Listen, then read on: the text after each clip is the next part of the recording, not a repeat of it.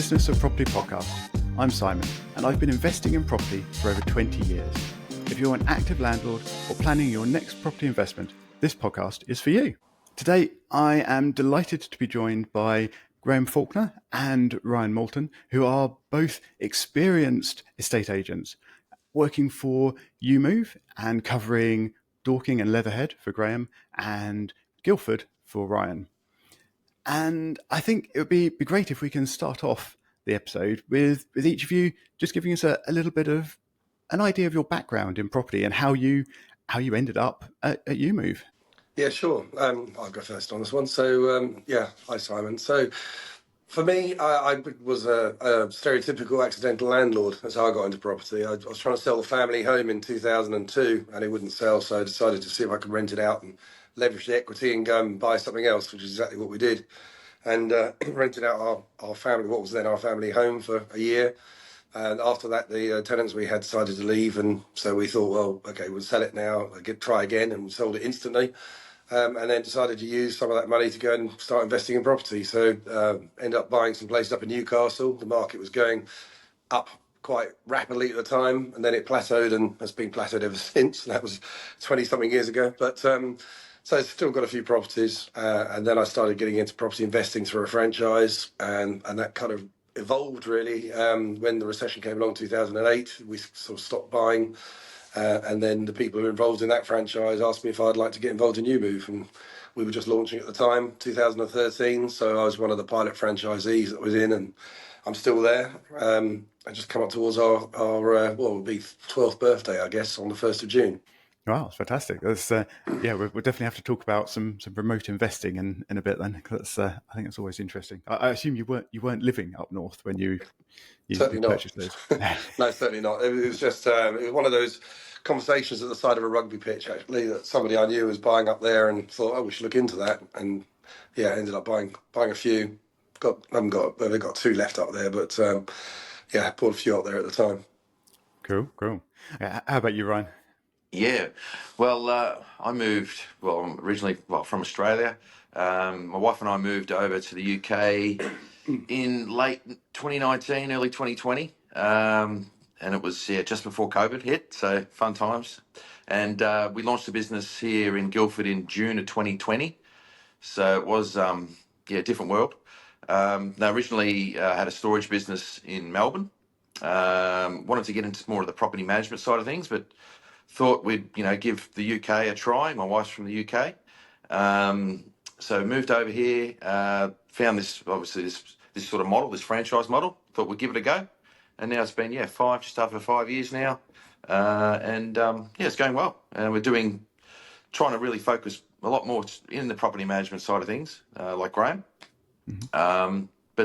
It's been a good, really interesting, journey, really, because, you really got to wear quite a few different hats, as Graham would know, in this business, especially in property management, things like that. So, we're really enjoying it. So let me just check. You started your EweMove franchise during COVID. Did I catch those dates correctly? Yes, June. So we're originally going to launch in late February, early mid-March, basically when lockdown happened. And our business development, BDM, business development manager said, everything will be fine. This is when it sort of hit Milan. And it's all good. We're ready to launch. And then come late March, nothing, put it on hold. And waited till June. I think we had one of the lockdowns or something like that, and away we went. Wow, that must have been a bit of a difficult start, I would have thought. Yeah, that's right. When you move countries, it's a new world in itself in terms of trying to adjust to everything, and then to have COVID on top of it, it was it's surreal. Yeah. I should just add at this point, actually, that one advantage Ryan does have with the EweMove model is that everything is pretty much done online. So during the COVID period, when estate agents couldn't go and open their doors on the high street, we carried on working. So we were all set up to remotely work anyway. We stole quite a large market share as a business during that period. And people were buying based on videos of properties. We would go along and actually shoot what we call a walkthrough video, and then people would be placing offers based on that. What's your view on sort of walkthrough videos versus the 3D sort of tour model things? Well, I think video content is getting massive at the moment. I mean, now we try and do video. Basically, you want to do videos on each EweMove listing or each listing you do. It just gets the clicks, it gets the eyes. Pictures, obviously photos is great. But you think that's better than the virtual tours? I think it depends on what it is as well. I mean, if it's it's not particularly multi-million pound property where somebody expects, drones of the Ferrari and the Jaguar on the drive shot. If it's more basic and it's a walkthrough video and it's you being you because it's amateurish, we're not expecting production crew, then I think people can relate to that quite easily. And what we try and do is have a video, but a little bit of a teaser on the Rightmove listing, as Ryan mentioned, so that they can't see the whole thing, because we want them to ring in about it. Yeah. And we have had people ring in and say, well, I can't see the whole video. So, well, that's the whole point. Now I've got your details. Now I can talk to you. It's all a cunning trick. Yeah, absolutely. That's quite interesting that you seem to be sort of leaning more on the video, because for me, as someone looking at listings, I really love the virtual tours. Probably because it means I don't need to contact you, and I can have a more detailed look around. And it's often for the photos, obviously on property listings, they don't show the worst bits if there are worst bits and things like that. Whereas on a 3D tour, you can't really hide anything. You can actually look into the corners of the rooms. You can spot whether there's damp in the bit that wouldn't normally be photographed or whatever it might be. But you have you found that people just aren't worried about asking for 3D tours or anything? They're perfectly happy with a bit of video and to contact you? Quite often listings don't have videos at all. I mean, that's the thing. And you see other agents when they put their listings up and it's got that video icon, but all it is a load of still photos, which are the same photos they've taken already, set to music. Yes, that really annoys me, actually. Yes, I'm glad you don't do that, which I assume you don't do. Well, it annoys me, it annoys me, but actually makes me glad that we do something different. So, well, the standards definitely got a lot better across the industry since COVID. But when we were looking into the business, we found that some of the listings were appalling. And you just go through. I don't know how they get away with it. And they're a lot better now, but still pretty average from where. I'll compare everything from where I'm from Australia, and you wouldn't get away with it there. Wouldn't get away with it. Yeah, we pride ourselves on our listings, and in fact we get picked up on occasionally if something gets spot checked and it's not up to scratch. And we're even there are AI tools out there now that can look at listings and make sure they're as good as they should be. So I think that's something we might be looking into sometime very soon. Interesting. Obviously, you do a lot of rental and hence rental listings as well as sales.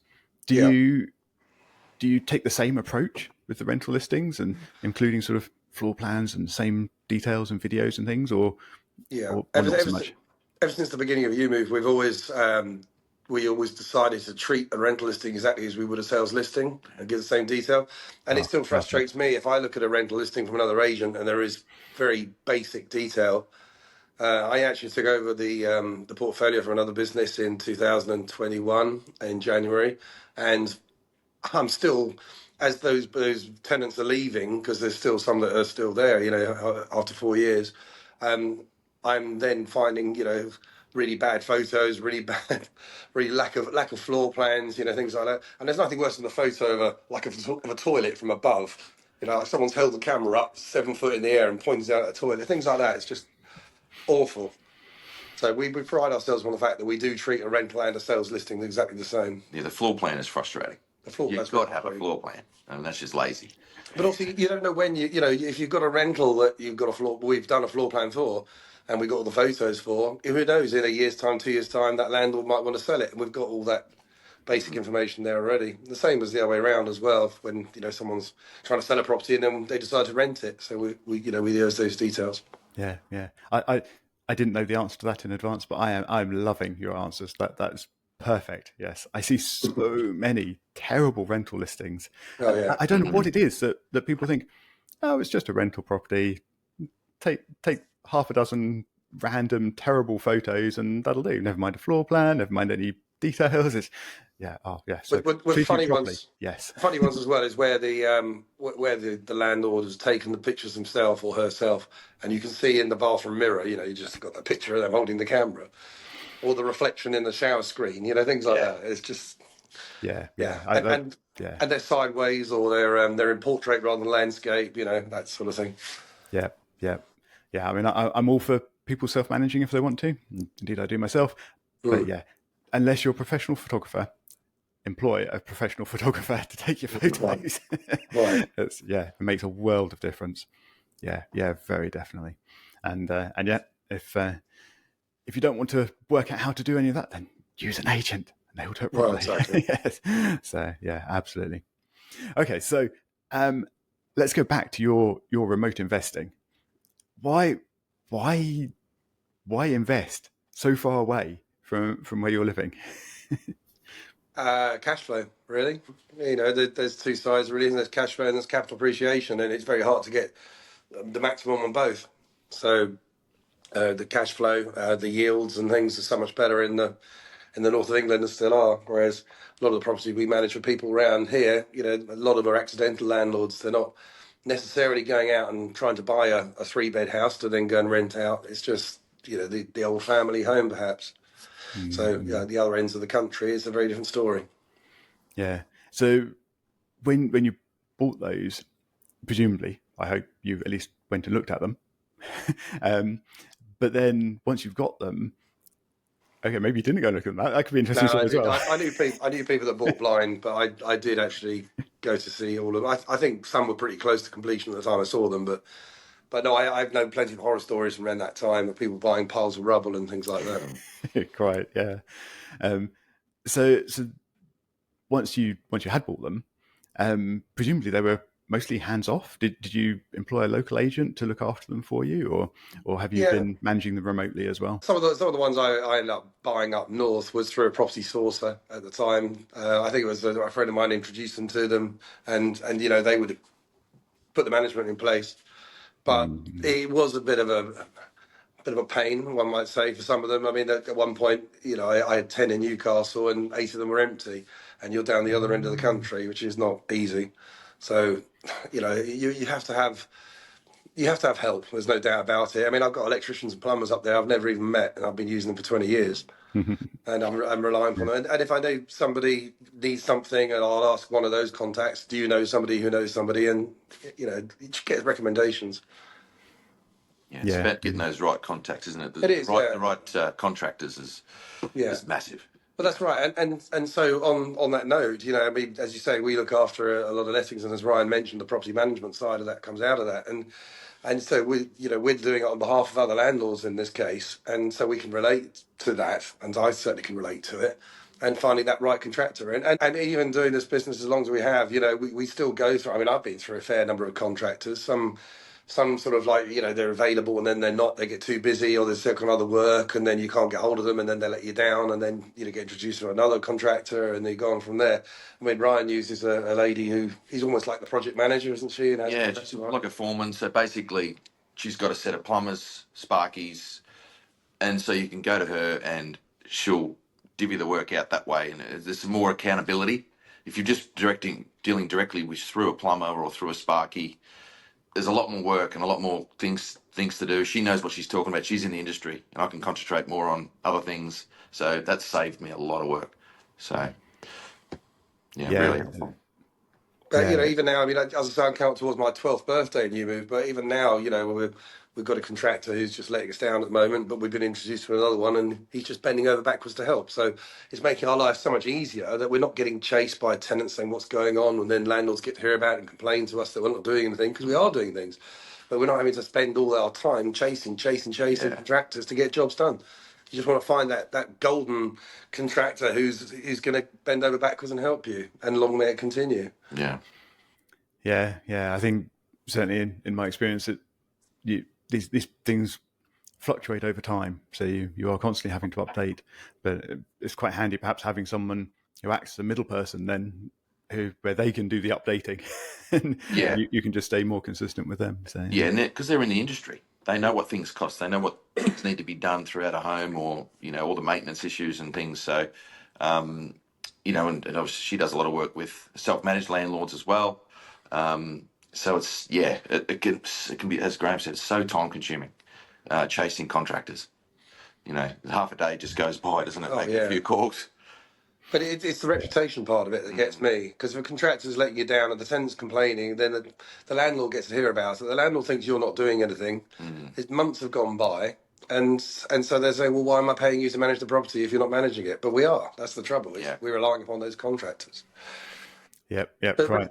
but the other good side of that is when we get people ask us, does anybody know an electrician or a plumber or a plasterer, in a particular area? Then if we're getting good business out of that, we're having got good relationship, I should say, business wise with that contractor, we're happy to recommend them as well and help them out. Everyone gets a winner. Yeah. Yeah, definitely. Okay, so changing the subject a little bit then. I thought it'd be good to get your views on how the property market has been shaping up for the beginning of 2025. So we're recording this in early April. We've just gone past the change in stamp duty, which there was lots of press and lots of people shouting about concern and worry. And I think it'd be good to know whether you saw that reflected much, and now how you think things are looking now, really. For me, it's funny. We've done a lot of lettings the last couple of months. So looking in the sales side of things, it's pretty neutral, I think, for me. I mean, you find some properties just seem flying off, and really popular, and we're getting a lot of hits, a lot of callbacks, and then the odd one you think, well, what's happening here? So I think it's, when we go to appraisals now, I think it's even more so important to get your marketing, get the property, get everything looking 100%. Don't leave anything alone that needs doing in terms of odds and ends, cleaning, presentation, marketing. I think people are a bit wary of costs as well in terms of renovations. It seemed to be that the more renovated properties are really doing quite well. The ones that need the fixer-uppers, people are a bit wary of them because of the cost of contractors. That's pretty much. Yeah, I mean, it's not a bad market, I don't think. Very neutral, I would say. Interest rates have sort of leveled off a bit. Yeah. Yeah, my experience isn't dissimilar. We're not a high volume agent as some high street agents might be, so we don't see big rushes of things. But at the same time, I see a lot of landlords at the moment still looking to get out of the market. Tenancy's coming to an end. They're thinking, oh, now it's time to sell. And there's a plethora of flats. There's just an abundance of flats. And flats, there's some that just won't shift. And that whether the market's going through what it's going through economically and globally, all those factors, it's not making much of a difference. If a flat's stuck there, it's stuck there. And it's just because there's so many of them. I deal a lot on the letting side of it in my business. I have a sales manager who works for me who, I oversee, if you like, rather than get involved on the day to day. But it has been interesting. I mean, this year we've had, everything from dealing with multi-million-pound houses in terms of, looking at the values of them, and we've even got a garage sale going through at £12,000 at the moment. So, it really is opposite ends of the market. And in fact, that £12,000 is a great investment, by the way. £100 a month rent, so you can do the numbers on it. But we've had so much interest on it, as you can imagine. So, on the letting side of it, lettings has been sort of busy. I'm finding that the lettings inquiries have dropped off a bit. There used to be queues around the block, and now there certainly isn't. Even though something is competitively priced still, the number of inquiries we're getting is significantly lower, and some of the quality of inquiries are just not there. We're always going to get the one-bed flat then you get a couple with a 3-year-old child and a dog who want to rent it, and it's just not appropriate. Just because the cost is less, the price is less, because the rents are still very high. Yeah, the quality's definitely not there in the rentals. Quality's not there, no. Yeah. Have you seen a sort of softening of rental prices due to that then? Or is it just taking a bit longer? I'd say more stability than softening. I think, some people are still stretching a little bit on the prices. I mean, simple economics says that if landlords are selling, there's less stock in the market. People are needing to rent. So therefore, supply and demand means rental prices will keep going up. But it seems like some renters are staying longer where they can. Except when I'd imagine I don't know about you, Ryan, but the most reasons I get when someone's moving on and I'm saying, what's your situation? Oh, my landlord's selling. So, Yeah, getting a that few of seems to be those. the prime reason that people are looking to move, and pretty much the only reason, rather than saying, "Oh, I thought I'd try this area out." I don't think there's much quality either around. No, Yeah, we launched a rental a couple of months ago, and this was like a show home. It was used in commercials, and the callbacks were massive. Like 15, 20 viewings, and we got offers hundreds of pounds over each month. So just because it was just quality. I mean, I looked around that suburb and that area, there was nothing like it. So he's done quite well on that one. So yeah, quality. If I was renting my property, I'd put plenty of work into getting the place looking nice, and getting the most amount of tenants getting applications through, so you can have that pick. So it's really important. yeah, but that is extreme. I mean, I'm finding in this current market, I'm finding that some people are saying they're going to apply but don't, and we make it as easy as possible for people to apply. So sometimes we don't get that pick. So, but then if somebody ticks all the boxes anyway, then it's not really such a big deal. Well, leading on to the renters' rights bill, I guess in terms of picking the right tenant is going to be even more important, isn't it? And you won't be able to take rent over the asking price either. Yeah. So that's even more so. You want a number of applicants coming through, because if the tenant is not quite right, there's going to be changes coming. Oh, any bad credit, landlords are going to have to think. Well, it's not good. They're not going to think too long, are they? They're just going to say, "Sorry, move on. Let's go and find someone else." On the not taking offers over the rent, do you think that will shift the way rental properties are marketed, sort of more towards the sales side? So you put on a more optimistic asking price and perhaps accept offers below, rather than the current rental frame, which is the other way around. Well, yeah, I think there's no harm in pitching higher. I mean, if you'd know in a couple of days if you're pitching too high. But yeah, there have been people in the past who want to secure it. They know it's a busy market, and they'll offer an extra £100 in the hope that gives them favour. But I think you're exactly right. Landlords are going to start pitching a little bit higher. It might be like a £1,200 rental, but they might put on at 13 or whatever, just to see what response they get in the first place. And if they get away at 13, they're laughing. Yeah, it's definitely going to happen. Why wouldn't you? Or things will be done in the background that will never be policed properly. I can always see that happening. Yeah, certainly, especially when if you're self-managing and doing it away from agents and things. Then who the hell's going to find out, really? Exactly. Yeah. It's going to be a bit more. Well, I was going to say it's a bit more Wild West, but actually, I mean that it's just carrying on. It's just that it won't be legal anymore. I know, but what landlord in their right mind wouldn't take a higher offer if somebody's that keen and it's affordable and it passes all the checks? Yep. Very, very difficult. So, talking about the Renters' Rights Bill, keep changing name. I think that's the right name. Yeah, that's right. Obviously, it's still a lot to be decided. Nothing is absolutely confirmed yet. We don't know exactly when it's going to come into place. Maybe later this year, maybe next year. But is there anything in there that you're particularly looking forward to, that you think will be a good change that's going to come out of it? Personally, I think more people will look to use agents to help manage, because there's so much legislation out there now. I mean, I've lost track how many pieces of legislation. I saw something yesterday. I think somebody was saying it's 208 pieces of legislation already. Yeah. 208, and then you're adding all this on top. So I think more people will look to use agents than have in the past. And I think sometimes, I know there's a lot of self-managing landlords, and I do myself. But I think there's a bit of a false economy sometimes, because people put tenants in, they see loyalty, they leave the same rent for 5 years, whereas they could have been paying an agent and putting the rent up every single year and benefiting from it and having all that specialist advice in the background. So I do think that there will be a bigger shift towards using professionals. Yeah, and a lot of landlords I've spoken to are kind of like not really sure what's going on with it. Some never heard of it. First thing I'd say is get insurance. Everyone should get insurance. Rent guarantee insurance. Yeah. That should just be standard now. Yeah, and it's not that expensive either. Yeah. But it just means you're choosing that tenant more carefully, because they need to pass certain checks to get that insurance in the first place.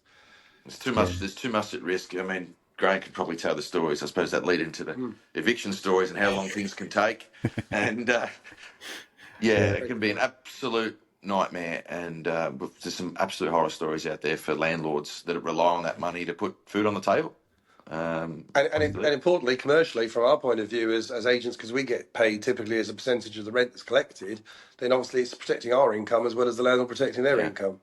As you say, that is a good lead in. So I know, Graham, you've been dealing with a couple of tenant evictions recently. I have. And we should say that this is not a common occurrence for you. No, thankfully not. Thankfully. So do you want to give us a bit of background and tell us the story or stories? Yeah, sure. So I had one in the middle of March. Basically, tenants had moved into a property in July last year, paid the rent up front, everything passed, all credit checks done, referencing was all done. The landlord met the tenants as well to give her seal of approval, as well as that, so it made me feel better. And they didn't pay a penny of rent from the day they moved in. So first of all, they were citing, some business invoice didn't get paid, and then, maybe fraud on the bank account or whatever it happened to be. And it just went on and on like that. So we gave them a bit of grace, and then we realised that, obviously we needed to do something about it. There were more than 2 months in arrears, so we went down the legal route. But it just takes absolutely forever, as you can appreciate. They were supposed to have left, I think it was the 6th of February, but they were still there, so then we had to apply to bailiffs. So anyway, long and the short of it is on the 19th of March, met with the bailiffs. We knew that they had dogs, so we had to get a dog handler involved as well. And they were quite clearly told they were still in the property. They came out, left a load of possessions, but their possessions were like a mattress on the floor or a wine bottle over there or a cigarette butt over there. It was just absolutely filthy mess. And so they left. We changed the locks. They were outside the property. So I was there with the landlord. To avoid confrontation, we went away and came back again a couple of hours later, looked round the house and said, yeah, it's just a mess. But they'd very cleverly left a window unlatched in the kitchen. So next thing we know, there's a van on the drive and they've gone back into the house to go and get a couple of other bits and pieces. So luckily the landlord was still in the area and knew that. So she called the police. Basically, I said, look, we need to get police involved because this is now trespass. And the police came along, and police didn't really do anything, unfortunately. They said not enough evidence, there's no sign of a break-in. That's when we twigged that they'd left the window unlatched. Unfortunately, when the bailiffs looked around inside the house, they didn't notice that either. And anyway, long story short, they then left, and we haven't seen them since. But it does make you sort of a bit more wary. I mean, we didn't double lock the front door. We just left it on the top lock, even though we changed the keys. So once they were inside, they just let themselves out, of course. It's just a shame they didn't clear everything out when they came back, because it was they left it as a right sty. How long was the process between not paying rent and? So they did, well, it was beginning of July that they moved in. Oh, sorry, middle of July. And so I think we probably started going the legal route. So August, September, October times, 3 months-ish. So then, it went through the court process, went to court. They said they were going to come to court. They didn't. They told me the day before by text message they were going to be there. They weren't. It was all granted in the landlord's favour. £15,000 worth of rent arrears. So, she's never going to see that. But the time when we do all our work as a letting agent for things like this is the time when there's no rent coming in, and so we're not getting paid for it, which is just nature of the job, unfortunately. And then yesterday, I say yesterday, I mean, we're in early April, as you know.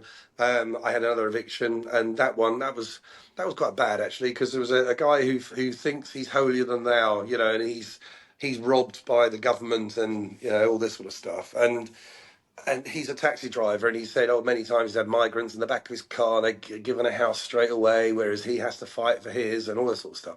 Anyway, he'd run up quite substantial debt. And we went in there with the bailiffs yesterday, and his dog was still in the property, even though he wasn't. And there was a pile of feces in a circle, which I would say would indicate the dog had been there on their own for probably 3 or 4 days. There was a bowl of water, but that was about it. And there was wee on the floor, all this stuff. It was a 1-bed flat. But I phoned the tenant and I said, look, mate, we've got bailiffs here. We changed the locks. You're not allowed back in the property. What are you going to do about the dog? Oh, well, I told the council I don't have anywhere to put the dog. I said, well, you can't just leave it here. What are you going to do about the dog? Gee. So luckily the landlord is a dog person. I'm particularly not a dog person from childhood experiences of getting bitten. But the landlord took the dog and then, we're trying to work out where to home the dog. So I think it has actually been reported as a case of neglect. So, RSPCA being involved and so forth. So, yeah, two very different evictions in that sense, but both leave a bad taste in the mouth, really, and the nature of some people. Yeah, it's difficult, isn't it? And yeah, I think one thing you can keep reminding yourself of is that it doesn't happen very often. It doesn't, and it costs the landlords a fortune because not only are they missing the rent, but they've got the court costs as well, the bailiff costs. This landlord yesterday, he'd done it all himself because, it's like typical catch-22. He didn't have any rent coming in, so he couldn't afford to go and use professional services. I mean, we, as a company, we quite often steer people towards landlord action because they know what they're doing, and you don't want to get it wrong. You don't want to have to get thrown out of court and have to go all around again by getting, you haven't dotted your I's and crossed your T's properly. So he did it all himself. But because he did it all himself, it's taken maybe a bit longer. He went to court and was told that he didn't have everything, had to go and get another date, but it's cost him a lot of money. And now he's got a place that he's got to renovate. He's not going to be able to claim the cost of the cleaning and the renovating. And the first one I had, the house, wasn't too bad. It's got biro scribbled on one of the walls that needs painting out. This place yesterday needs a complete overhaul. But luckily it's only a one-bed flat and it's small. Yeah, frustrating, isn't it? Yeah, Very frustrating, yeah. Yeah, thankfully I've not been through that process for many years, but yeah, and in the more distant past I've been through it a couple of times, including one where they left pets behind as well.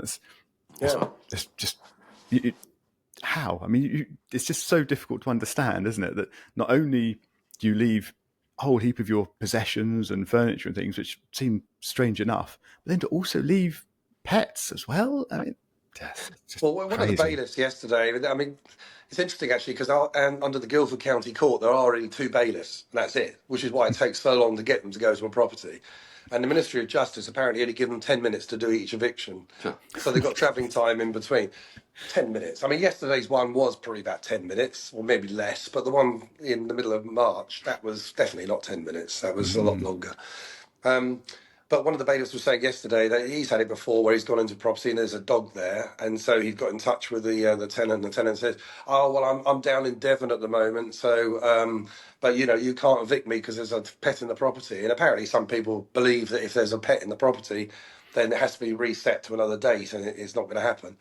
Anyway, long story short, she was only 2 minutes around the corner. It wasn't down in Devon at all and basically called her bluff and she came and got the dog. My goodness. Yeah. Well, I know, like, there's stories of, I don't know, what do you think, Graham, in terms of if you're down on, say, a few months' rent, 2 months, it's better sometimes to write that off. A lot will write that off to say just to get out. So you'll say, look, you owe 5, we'll write that off, just get out. And, the stories where they still won't get out and they'll go through the process of court, get a bad name. And, it's crazy what people do. Because you know that if they stay there, you're going to how many more months it's going to take and how much more you're going to lose. But this one in March, they owed £15,000. They're going to get a county court judgment. But interestingly, when we referenced them, it never came up. They had their credit was okay, referencing okay.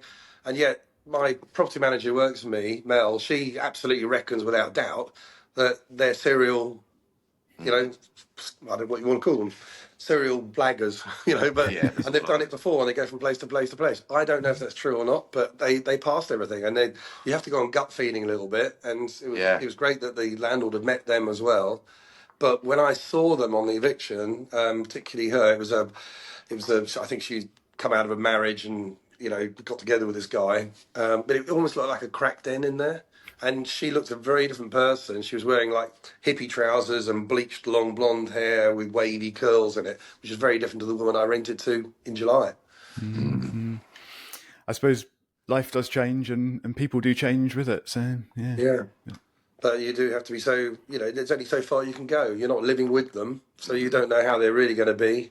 All you can do is all the checks you can. I know there's a lot of DIY landlords out there, self-managing landlords, who don't even reference, they don't have proper paperwork, and that's just really asking for trouble. Yeah. So I think going back to what Ryan said, I think getting rent guarantee insurance is so important. Oh.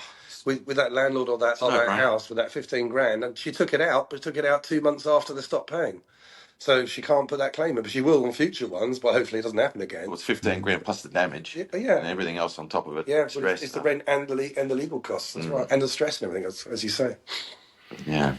Yeah, and especially for smaller landlords who have only got one or two properties, if you lose that rent, I mean, it's so significant. Well, look, you could be, we know people that have retired, bought a few, they've got their properties, that's their income. You lose that, you're losing your income. We've got many like that if they lose it, well, that's it. Well, yeah. I mean, that house in the middle of March, that story was that the landlord was a guy who fell in love with a lady, and basically it was in his name. He was not a very well man. He ended up passing away in February last year. But by then they got married. They got married while he was in hospital, I think. And so she then becomes a landlord by default. So, she's busy looking at the NRLA website and looking at what could happen and fearful about this, fearful about that, and very, very stressed about it, to the point where now the house is sitting empty now because she's been so involved in it, I suppose, mentally, that she just can't cope with doing anything else with it right now. She's going to wait till Easter and then sort of work out how much this has really cost her. And it's costing you money, isn't it? And she's reliant upon the rent for her pension, really, as a pension top up. Very difficult. Very, very difficult. Very difficult. I wouldn't normally want to end on a bit of a downer, but unless either of you have got a fun pick-me-up story for the last 1 minute, I think we might be out of time. Well, you put us on the spot now. Yeah, not only do you need a fun story. Normally we put our fires. It needs to be short. Yeah, that's their job. Yeah. No, it's all bad in our business. Yeah. Oh dear. Okay, well then we might need to leave it there then. At least it was. At least we tried. We didn't come up with anything, but we tried to think of something funny. We'll think of something funny as soon as you stop this. But that's the way it is. Indeed.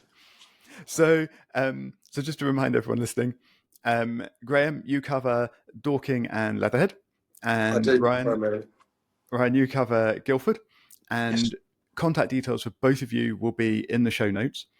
But just in case people don't want to go look in the show notes, if each of you could just say how best people can get in touch with you. So, Graham, if you want to go first. The easiest way, actually, is just our branch email address, which is dorking@ewemove.com. So that's EWE as in the female sheep. So dorking@ewemove.com. Yeah, same. Guildford at EweMove.com. And then you've got our website, Can't Miss Us, EweMove, and then all the franchisees are on there. Guildford, Dorking, Can't Miss Us, EweMove.com. Yep. Fantastic. As I said, those details will be in the show notes as well for people who want to look those up. Thank you very much, both of you, for joining me today. And yeah, the not quite as uplifting as might have been liked chat. It's realistic, Simon. Realistic. Yes, and that, I think that is very important. It is important to be realistic. There's a lot of hype in property a lot of the time, and yeah, I think that can get a bit excessive sometimes. So I think it is important to be realistic, actually. But a lot of people believe it's an easy ride, and I can assure you it's not. Yes, I agree. Yeah, it's yes. Let's not go on another downer. Leave it there. So yeah, thank you very much, both of you, for joining me. No problem at all. Cheers, Simon. And for everyone listening, I will talk to you again next week.